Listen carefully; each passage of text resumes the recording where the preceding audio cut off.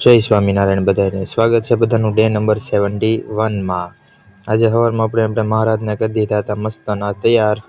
જોઈ લો તમે બધા, કમેન્ટ કરી દેજો કેવા લાગે છે મારા મહારાજ। પછી આપણને મમ્મીએ ચડાવ્યો તો પંખે, મતલબ પંખો રિપેર કરવા ચડાવ્યો હતો। ઘરે એટલે કંઈક તો કામ કરાવે ને। પછી આપણે વહી ગયા ઓફિસે, ત્યાં જઈને જે એક EC2 બનાવવાનો હતો એ કરી લીધું। પછી આપણે થોડુંક આપણા કોલેજના ચાર્ટ ને એવું બધું દોરવાનું હતું તો એ દોરી લીધું। પછી ચાલુ કામે આપણે બેસી ગયા હતા જમવા, ક્યારેક ક્યારેક કરવું પડે।